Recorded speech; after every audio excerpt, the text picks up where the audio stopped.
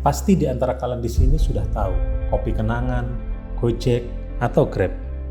Pasti kalian juga udah tahu Traveloka, Shopee, Tokopedia, dan bisnis startup lain yang sudah banyak banget sekarang. Coba kita berpikir, apa persamaan dari mereka? Yap, benar sekali. Mereka adalah bisnis yang dimulai dari startup dan kini ada beberapa yang bahkan sudah unicorn ya. Inti bisnis mereka berkembang begitu pesat apa ya? Salah satunya yakni disruptif. Sebagai CEO Inagi, saya mempunyai mindset bahwa bisnis zaman now kalau mau berkembang sudah bukan lagi bicara kompetitif, tapi sudah bicara disruptif. Apa itu kompetitif dan apa itu disruptif? Oke, sedikit saya jelaskan mengenai dua hal itu ya. Kalau zaman old, untuk memulai sebuah bisnis, kita harus berpikir seberapa kompetitif bisnis kita terhadap kompetitor. Semisal, Anda mau buka kafe di sebuah kota. Jika harga pasaran kopi di kafe kota Anda adalah 40.000 per gelas dengan segala value yang ditawarkan, seperti tempat yang nyaman, wifi gratis, makanan enak, dan lain sebagainya, maka Anda harus berpikir bagaimana caranya membuat kafe dengan value yang sama atau bahkan lebih baik dari kompetitor dengan harga jual yang sama atau sedikit di bawah. Bagi seorang owner, tentu ini taruhan yang besar. Dengan investasi yang sama, Anda harus mempunyai pendapatan yang mungkin bisa jadi di bawah kompetitor. Jika Anda berhasil mengelola bisnis ini, maka bisnis Anda sangat kompetitif. Akan tetapi, zaman now beda.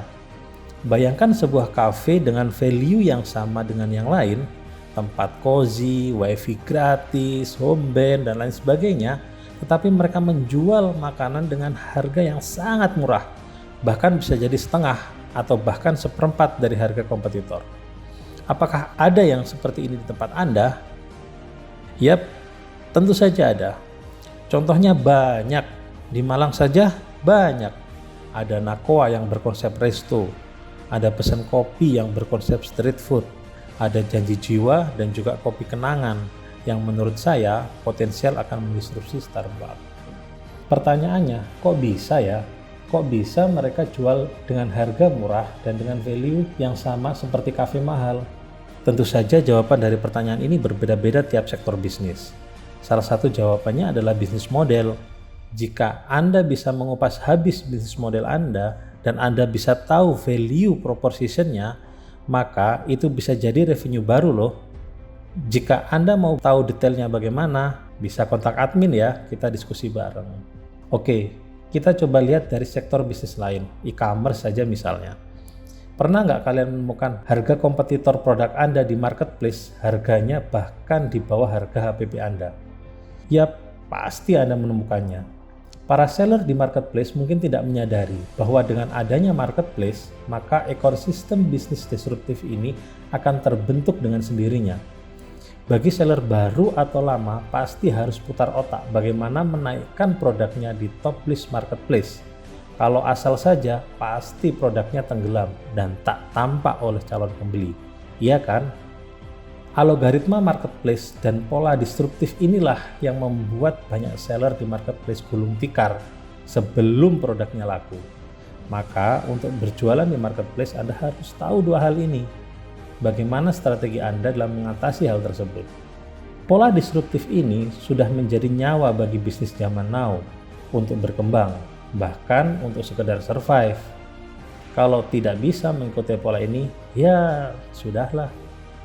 Ada sebuah cerita di Malang, ada sebuah kafe yang sekitar 1 tahun lalu rame banget. Dia punya signature coffee yang dijual harganya sekitar belasan ribu. Namun kemarin saya ke sana, signature coffee-nya menjadi 30.000. Dan tentu saja saya lihat kemarin pengunjungnya jauh dari sebelumnya. Bisa ditebak ya, owner atau CEO-nya mungkin setelah evaluasi selama 1 tahun, EBITDA sedikit atau bahkan minus. Kemudian dia harus menaikkan harga jual dengan resiko pengunjung makin sedikit. Resiko ini pasti mereka ambil. Padahal jika owner memahami pola disrupsi bisnis, yang paling penting adalah leads dan traction. Kalau mau menaikkan margin dengan resiko leads menurun, ini berbahaya. Bisnisnya akan terdisrupsi dan bisa saja bangkrut.